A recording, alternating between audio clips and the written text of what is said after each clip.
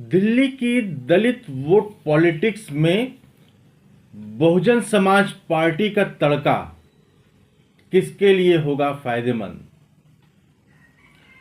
Doctor Ambedkar ji के मुद्दे पर हुए विवाद में भारतीय जनता पार्टी और कांग्रेस आमने सामने नजर आए थे, लेकिन अरविंद केजरीवाल ने अलग ही लाइन ले ली थी। अब बसपा सुप्रीमो मायावती ने भी दिल्ली विधानसभा चुनाव लड़ने का फैसला कर लिया है।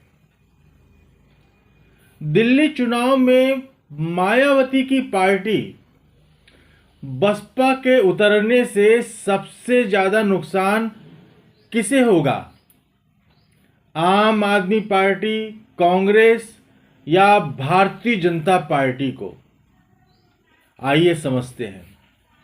नमस्कार, मैं सचिन खुदशाह और आप देख रहे हैं ऑनलाइन बुलेटिन। चैनल पर नए हैं तो इसे अभी लाइक और सब्सक्राइब कर लें, बेल आइकॉन भी प्रेस कर लें ताकि चैनल पर अपलोड होने वाले महत्वपूर्ण वीडियो के नोटिफिकेशन आपको मिल सके। संविधान निर्माता डॉक्टर बाबा साहब भीमराव आंबेडकर जी पर गृह मंत्री अमित शाह के बयान को लेकर हाल ही में खासा विवाद हुआ था। रिएक्शन तो मायावती का भी आया था, लेकिन मुद्दे को जोर शोर से उठाने में राहुल गांधी ही आगे नजर आ रहे थे। दिल्ली विधानसभा चुनाव में कांग्रेस को अंबेडकर जी विवाद का कोई फायदा मिलेगा या नहीं, ये तो मालूम नहीं, लेकिन इंडिया ब्लॉक में खो ही ताकत वापस मिल ही गई है। ममता बनर्जी को इंडिया ब्लॉक का नेता बनाए जाने का मामला फिलहाल तो शांत ही है। वहीं कांग्रेस से दूर जा रही समाजवादी पार्टी भी फिर से साथ आ गई है। अंबेडकर जी के मुद्दे पर हुए विवाद के बीच अरविंद केजरीवाल ने राहुल गांधी से अलग लाइन ली थी। वैसे भी दिल्ली चुनाव में कांग्रेस और आम आदमी पार्टी एक दूसरे के खिलाफ ही लड़ रहे हैं। लड़ाई का चुनावों में कोई असर हुआ तो फायदे में भारतीय जनता पार्टी ही रहेगी, और अब तो मायावती की नेतृत्व वाली party Bahujan Samaj party BSP भी चुनाव मैदान में उतरने जा रही है और दिल्ली विधानसभा की सभी 70 सीटों पर प्रत्याशी उतारने का ऐलान किया है। ताज्जुब की बात यह है कि मिल्कीपुर उपचुनाव की जगह मायावती दिल्ली विधानसभा चुनाव को तरजीह दे रही हैं। यूपी में 9 सीटों पर हुए उपचुनाव के नतीजे आने के बाद बीएसपी चीफ मायावती ने फर्जी वोटिंग के जरिए नतीजे प्रभावित करने का आरोप लगाया था और कहा था कि जब तक चुनाव आयोग फर्जी मतदान रोकने के लिए सख्त कदम नहीं उठाएगा, तब तक बहुजन समाज पार्टी कोई भी उपचुनाव नहीं लड़ेगी। बसपा सुप्रीमो मायावती के लिए मिल्कीपुर से महत्वपूर्ण दिल्ली चुनाव क्यों है? आइए इस पर एक नजर डालते हैं।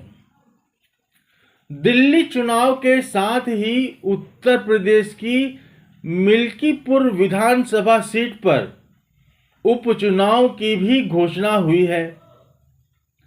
चुनाव आयोग के अनुसार मिल्कीपुर में भी दिल्ली के साथ ही 5 फरवरी को मतदान होंगे। और सभी नतीजे 8 फरवरी को वोटों की गिनती के साथ ही आएंगे। मिल्कीपुर विधानसभा के लिए तो नहीं, लेकिन दिल्ली विधानसभा चुनाव को लेकर बसपा सुप्रीमो मायावती ने सोशल साइट एक्स पर 3 पोस्ट किया है। वे लिखती हैं, बीएसपी ये चुनाव अपनी पूरी तैयारी और दमदारी के साथ अकेले अपने बलबूते पर लड़ रही है। उम्मीद है कि पार्टी इस चुनाव में जरूर बेहतर प्रदर्शन करेगी। बहुजन समाज पार्टी की प्रमुख मायावती ने दिल्ली के वोटरों से बीएसपी को वोट देने की अपील की है। वे कहती हैं, किसी पार्टी के लुभावने वादे के बहकावे में न आकर अपने वोट का पूरी समझदारी से इस्तेमाल करके जनहित और लोक कल्याण, जन कल्याण को समर्पित बीएसपी पार्टी के उम्मीदवारों को ही वोट करें। इसी में ही जन और देश हित निहित और सुरक्षित है। चुनाव आयोग को संबोधित करते हुए मायावती जी ने लिखा है, बहुजन समाज पार्टी चुनाव आयोग से यह उम्मीद रखती है कि वो स्वतंत्र और निष्पक्ष चुनाव कराने में सरकारी मशीनरियों के दुरुपयोग के साथ ही सांप्रदायिकता और अन्य घिनौने प्रचार से चुनाव को दूषित होने से बचाएगा। साल 2022 का उत्तर प्रदेश विधानसभा चुनाव भी बसपा सुप्रीमो मायावती जी ने अकेले ही लड़ा था और महज एक ही सीट जीत पाई थी।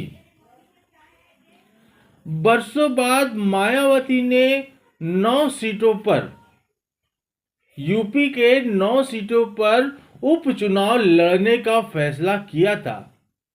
मिल्कीपुर के लिए उम्मीदवार का नाम घोषित भी कर दिया था, लेकिन अब तो ऐसी कोई चर्चा भी सुनाई नहीं दे रही है। आखिर मिल्कीपुर जैसे बेहद महत्वपूर्ण चुनाव को छोड़कर बसपा सुप्रीमो मायावती के दिल्ली चुनाव अकेले लड़ने का मकसद क्या हो सकता है? साल 2022 के विधानसभा चुनाव में बहुजन समाज पार्टी उम्मीदवारों को लेकर सवाल खड़े किए जा रहे थे। यहां तक कि कहा जा रहा था कि बहुजन समाज पार्टी के उम्मीदवार भारतीय जनता पार्टी को ही फायदा पहुंचा रहे हैं और उसके बाद आजमगढ़ लोकसभा उपचुनाव में भी वैसा ही प्रयोग नजर आया था। साल 2024 के लोकसभा चुनाव में समाजवादी पार्टी के नेता धर्मेंद्र यादव को शिकस्त देने वाले बीजेपी के निरहुआ खुद चुनाव हार गए थे, क्योंकि सीट पर समीकरण बदल चुके थे। उपचुनाव में धर्मेंद्र यादव की हार में महत्वपूर्ण भूमिका निभाने वाले गुड्डू मुस्लिम मायावती का साथ छोड़कर अखिलेश यादव के पास पहुंच गए थे। सवाल है कि बसपा सुप्रीमो मायावती उत्तर प्रदेश की ही तरह दिल्ली विधानसभा क्यों लड़ना चाहती हैं, बगैर किसी के साथ चुनावी गठबंधन के, और दिल्ली की सभी 70 विधानसभा सीटों पर? दिल्ली विधानसभा चुनाव पर बारीकी से नजर रख रहे राजनीतिज्ञों से मालूम होता है कि दिल्ली में बहुजन समाज पार्टी के घटते जनाधार ने मायावती की टेंशन बढ़ाई है। बताते हैं कि दिल्ली की राजनीति में आम आदमी पार्टी की एंट्री होने से पहले बहुजन समाज पार्टी के पास भी 2 विधायक हुआ करते थे, लेकिन अब हालात ये हो गए हैं कि वोट शेयर 1% से भी नीचे पहुंच गया है। साल 2008 के दिल्ली विधानसभा चुनाव में बीएसपी का वोट शेयर 14.05% हुआ करता था। साल 2013 की बात करें तो साल 2013 को चुनाव आते आते ये 5.35% पर पहुंच गया। साल 2005 में तो बहुजन समाज पार्टी को 1.30% वोट मिले थे, लेकिन साल 2022 में यह आंकड़ा 0.71% हो गया था। ऐसा लगता है कि संविधान निर्माता डॉक्टर बाबा साहब भीमराव अंबेडकर जी के मुद्दे पर हुए विवाद के साए में मायावती को दिल्ली चुनाव में कोई उम्मीद दिखलाई पड़ रही है। लेकिन अगर उत्तर प्रदेश की तरफ ही कोई चुनाव स्ट्रेटजी है तो बात अलग है। साल 2008 के विधानसभा चुनाव में बहुजन समाज पार्टी को दिल्ली की 2 सीटें मिली थीं, बदरपुर और गोकलपुर। बदरपुर में राम सिंह नेताजी को 47.30% वोट मिले थे, जबकि गोकलपुर में बीएसपी के सुरेंद्र कुमार 28.89% वोट पाकर चुनाव जीते थे। सुरेंद्र कुमार 2020 में आम आदमी पार्टी आप में शामिल होकर विधायक बन गए और साल 2025 में भी टिकट नहीं कटा है। साल 2020 में राम सिंह नेताजी भी आम आदमी पार्टी के टिकट पर चुनाव लड़े, लेकिन वे चुनाव हार गए थे। 2025 में अरविंद केजरीवाल एक बार फिर उनको आजमा रहे हैं। दिल्ली की 6 सीटों की कहानी मिलती जुलती ही है। बदरपुर और गोकलपुर के अलावा जिन सीटों पर बहुजन समाज पार्टी अच्छा प्रदर्शन कर रही थी, अरविंद केजरीवाल ने उन नेताओं को साथ ले लिया और कहानी बदल दी। साल 2008 में बहुजन समाज पार्टी के टिकट पर शरद कुमार को 31.66% वोट मिले थे, लेकिन 832 वोटों से हारकर वे दूसरे स्थान पर रह गए।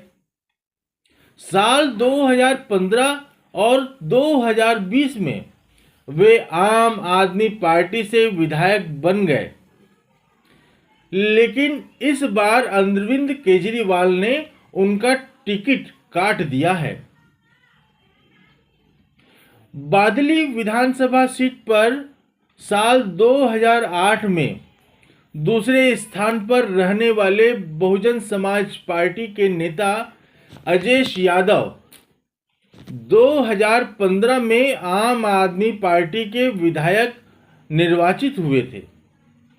साल 2020 में भी आपके पास ही यह सीट रही और 2025 में भी अजयेश यादव को आम आदमी पार्टी ने टिकट दिया है।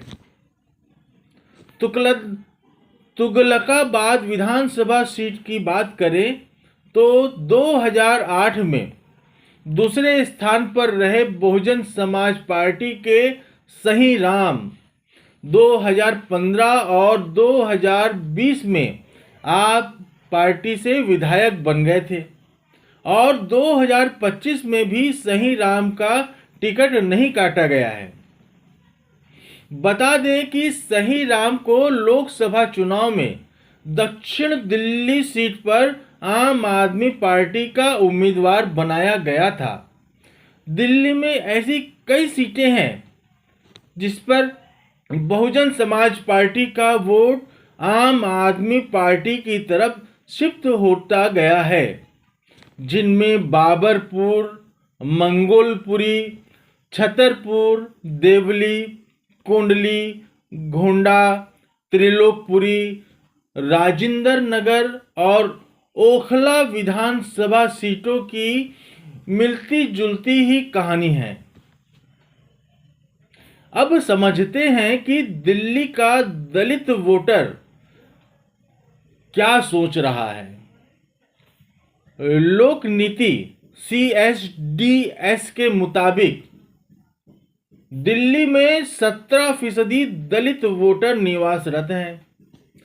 अनुमान है कि दिल्ली विधानसभा चुनाव में आम आदमी पार्टी को अब 60% से भी ज़्यादा वोट मिलने लगा है। आम आदमी पार्टी के दलित चेहरा रहे राजकुमार आनंद अब भारतीय जनता पार्टी में पहुंच चुके हैं। आम आदमी पार्टी में रहते हुए वे दिल्ली सरकार में मंत्री भी रहे थे और हाँ, वे सीधे भारतीय जनता पार्टी में नहीं गए। वे 2024 के आम चुनाव में वे नई दिल्ली लोकसभा सीट से बहुजन समाज पार्टी के उम्मीदवार बने थे। दिल्ली की करीब दर्जन भर सीटों पर दलित वोटों का सीधा प्रभाव देखने को मिलता है और वे चुनाव परिणाम प्रभावित करने का मादा रखते हैं। लेकिन लोकसभा चुनाव में तस्वीर बदल जाती है। 2019 में दलित वोटरों के मामले में बीजेपी ने आम आदमी पार्टी को पीछे छोड़ते हुए 49% दलित वोट हासिल किया था। तब आम आदमी पार्टी को 25% और कांग्रेस को 24% दलित वोट मिले थे। नए माहौल की बात करें तो नए माहौल में दिल्ली के दलित वोटरों का झुकाव आम आदमी पार्टी, भारतीय जनता पार्टी या कांग्रेस किसकी तरफ होता है, ये 8 फरवरी को सामने आ जाएगा। इसके लिए फिलहाल इंतजार करना होगा। नया अपडेट लेकर कल एक बार फिर मैं सचिन खुदशाह आप लोगों के सामने होऊंगा। तब तक के लिए इजाज़त दीजिए। नमस्कार। वीडियो पसंद आए तो इसे लाइक, शेयर और सब्सक्राइब करें। कमेंट कर आप अपनी राय भी दें। धन्यवाद।